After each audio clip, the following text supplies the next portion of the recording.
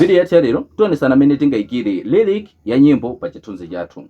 Ambiri kuti madandaula ya TikTok ichifukwa kuti imasankha nyimbo kwambiri. Wano video ya lero tigwisa ntchito CapCut. Ndi video yo izaoneka chonchi.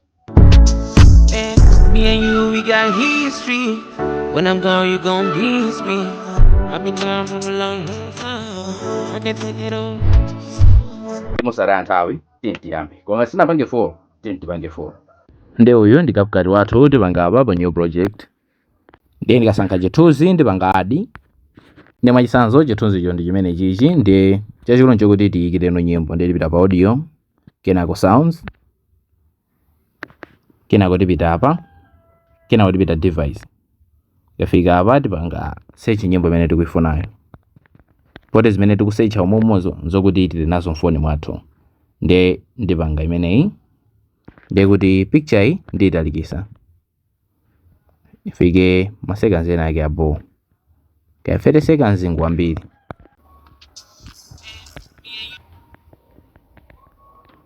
Ndi ningoidulira pabwino cause pamasangalasa ndi pahuku pa ndi poti ndakonda pamenepo ndi kuti iyambira pamenepo ndi chachikulu nchokuti ndiidulireso pena pake pabo.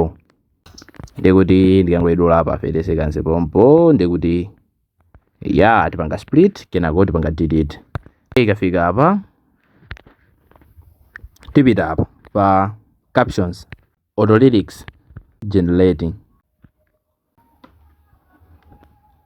Ikatero ndi kuti yatheka tipange play tione.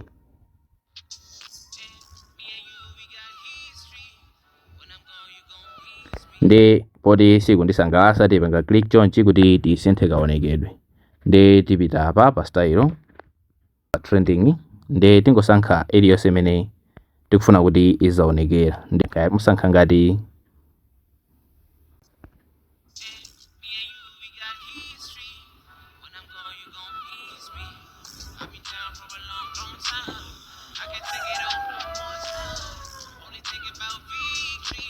basi kupanga kwake ndi kumene koko. Ngati mufuna kuti ma videos ngati amene wawa asamakuphonyeni osayiwala kupanga 4. Tintoneso video yotsatira.